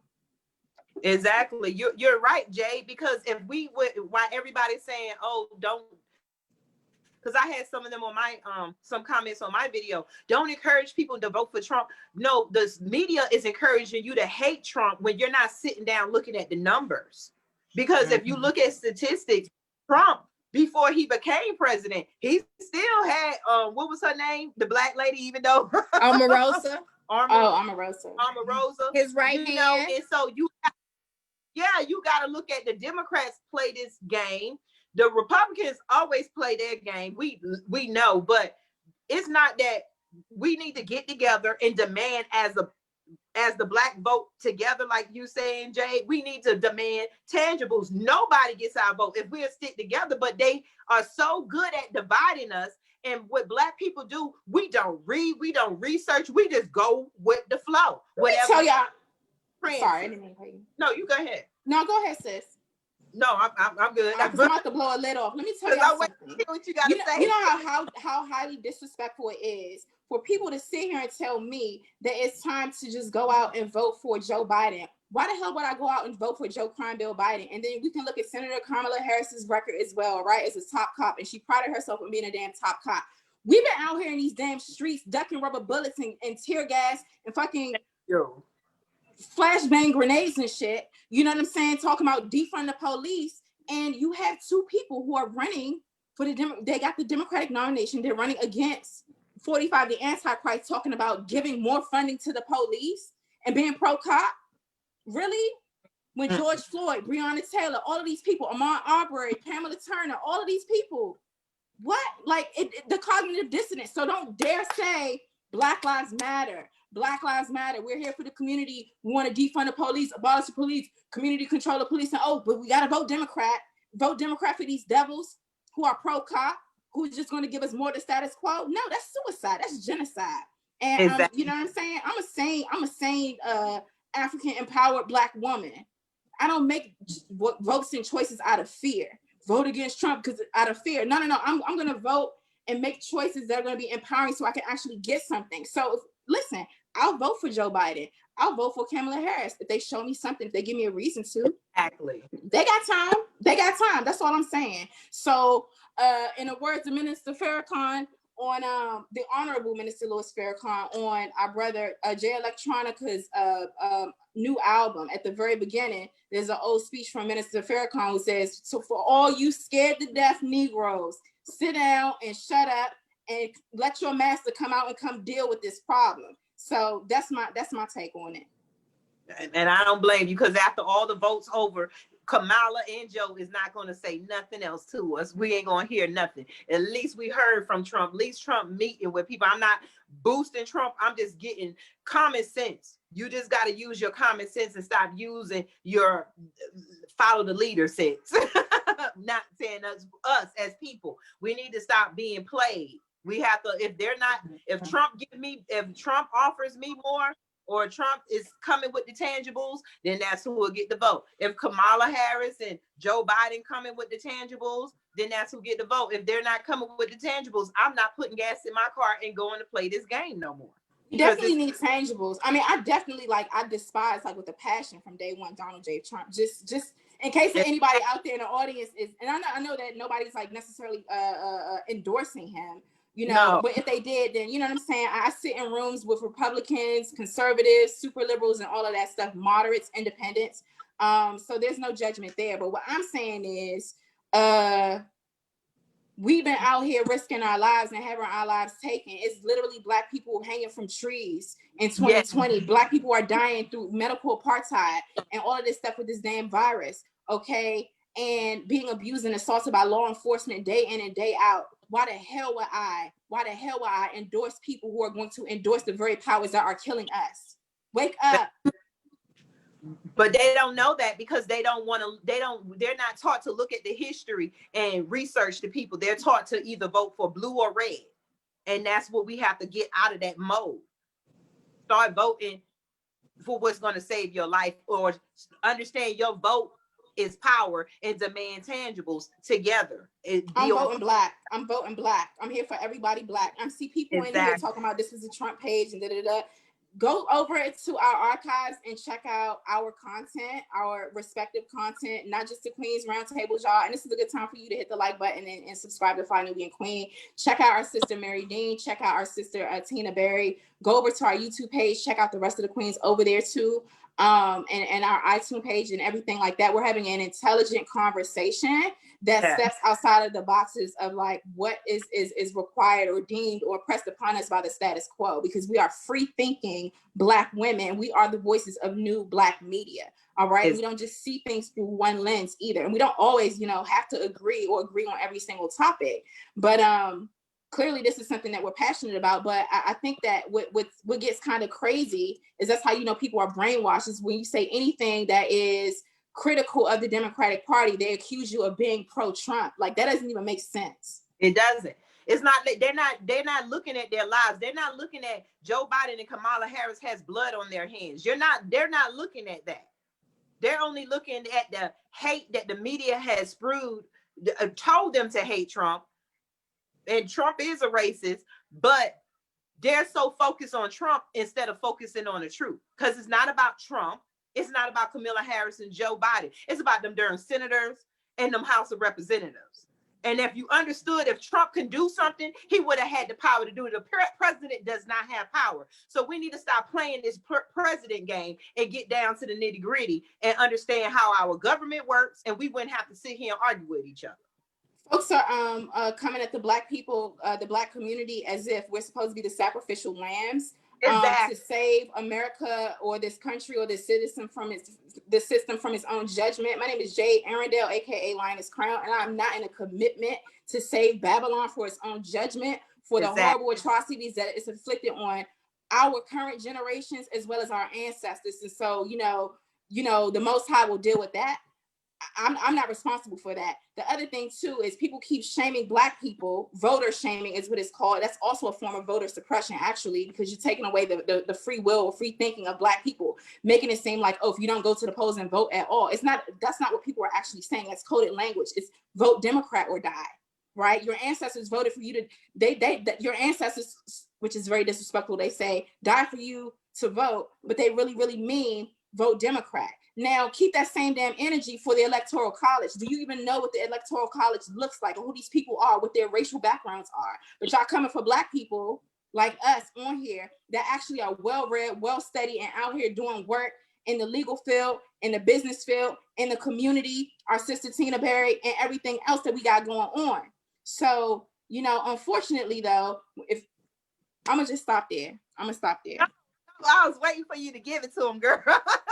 I'm gonna just stop there because I'm also I try to be as cognizant as possible in terms of how I'm communicating to our people. I don't want to be the one to talk down or shame or be like, oh my God, Black people are so stupid. All of that, we don't do that. That's not productive. We're not here to do that.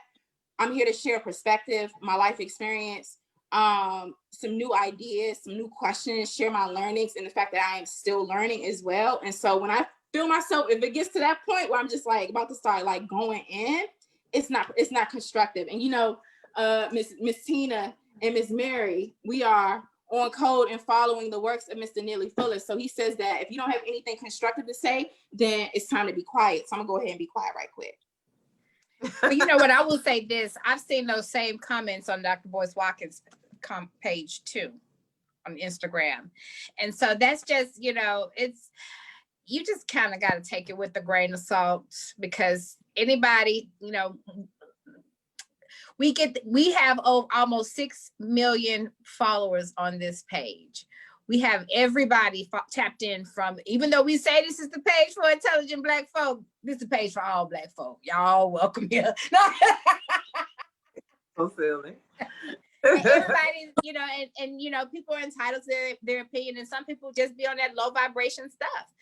And we sit up here and we voice our opinions and we give our perspectives, and we study a lot, we read a lot, we do a lot, we work a lot, and pump our fists a lot. Oh, Jay, pump her fists every day. Our arms are tired, I'm telling you, Lord. And if people don't have any kind of respect for that and appreciation for that, or you know, and it is that if I don't have anything positive and uplifting to say, I don't say nothing at all.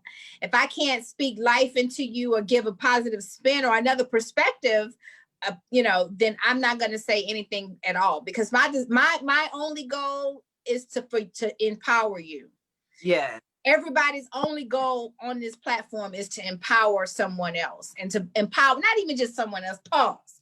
Our only goal on Fly Nubian Queen Network is to empower melanated men and women like you. That is our mission. That's and that right. is what we stand by.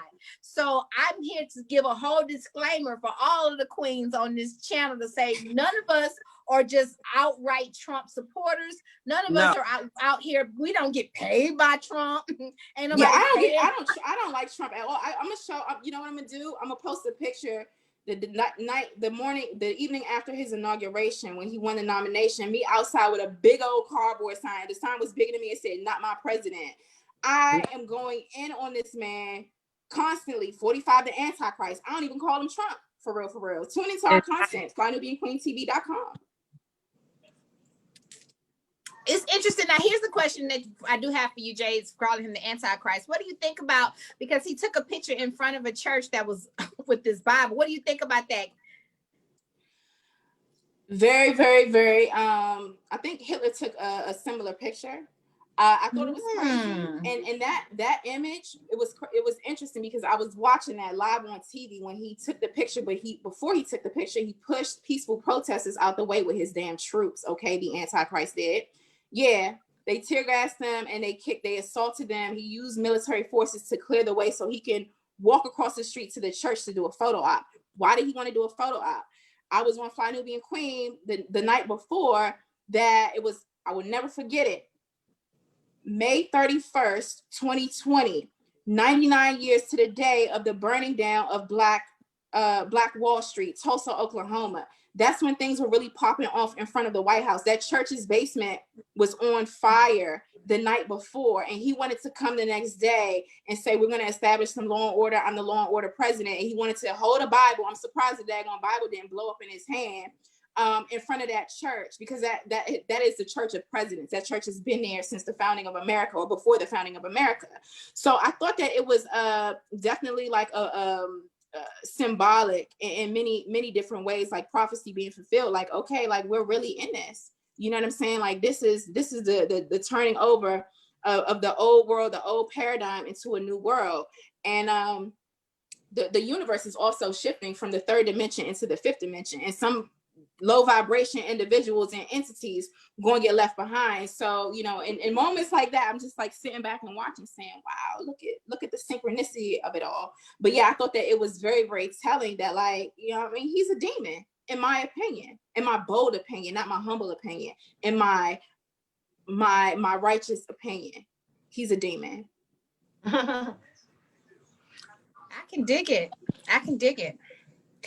You know, what's interesting when you say that we're moving from the third dimension into the fourth dimension to the fifth dimension, we're rising up and we're in the end times. But the best part about that end time story is the beginning, the new age, the beginning times, what's being birthed. There's a lot of things that's dying out, that's being left. Man, to be quite honest, it need to die. A whole lot of things going on. This need to die and end and never to return.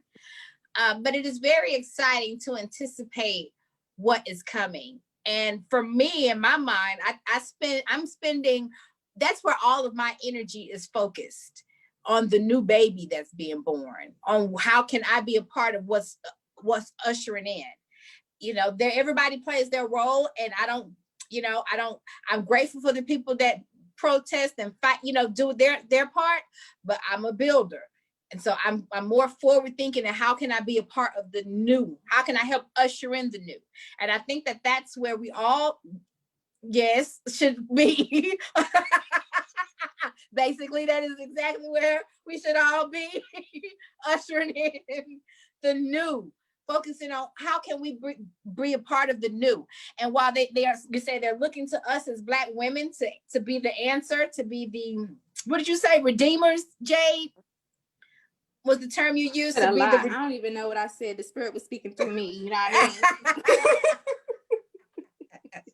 to be the redeemers of society, to be the saviors of the society. Oh yeah, that's not our responsibility. I'm not in a commitment to save Babylon from its own judgment. That's what I was saying. It is the sacrificial lambs. I said that they're trying to use the black people as the sacrificial lambs, which has been done because that's how this demonic energy feeds off of our God, our God energy. You know, but that's a whole next conversation too. But yeah, all of that. I'm not gonna be a lamb for the slaughter. I'm a lioness. So I say Trump was sent here to expose them so that Babylon could come down. And I said, let it do what it do. Let the inner universe do what it do. Because when they prance Kamala Harris and Trump them and Joe Biden together, that's why I step away. Unless they offering something, let it do what it do. Because somebody has to bring them down. Trump peeled the scab off of racism. And that's all it did. That's basically what it did. Yeah, he had to take their hoods off. But they took their hoods off. Exactly. That's all they did. Now you know the doctor that was racist. Now I think he did more good unknowingly and helped us more unknowingly than what a lot of people want to see. Because like we were saying before, you got to see what the universe is showing you. Because had he not come around, we wouldn't even, it was times that we didn't even have these conversations. So he brought it to the forefront, and I think it was meant to be because it like you said, we're into the next dimension. Things gotta happen. Like Harriet Tubman said, with the people that's gonna be left behind, she could have freed a lot more slaves had they known they were slaves. These people playing this democratic game, it's just slavery. So again, just know Trump was here for a purpose. The universe put him there so that everything that was hidden in the dark can start coming to the light. Just want to let y'all know right here, FindNewBeingQueenTV.com, that day in and day out, I'm going to be fighting this beast, this Antichrist, Donald J. Trump, tooth and nail on every single instance of anti-Black racism. I'm going to do the same thing for Joe Biden. I'm going to do the same thing for that politician over there and that person over there and that cop over there and that XYZ over there and that lawyer and that teacher and everything else because the movement don't stop. Black power. Two fists.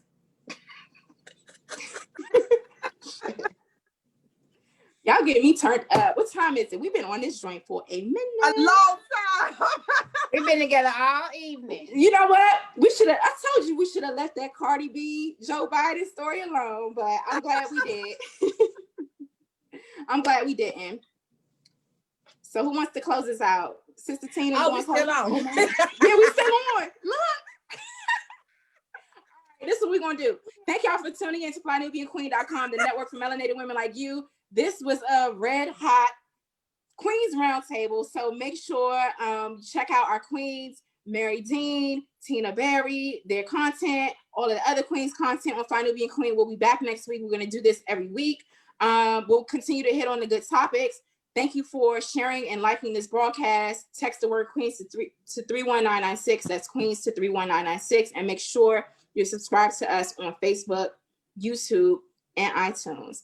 With that, this broadcast is ending, but so is global racism and white supremacy. We will and we must trample this beast through fortitude, preparedness, and collectivism. And always remember that they stole us, they sold us, so they damn sure owe us. You know what you owe. All right? You know what you owe. That's right. All right? Until next time, family. Until next time, family, peace and Black power. Bye. Bye.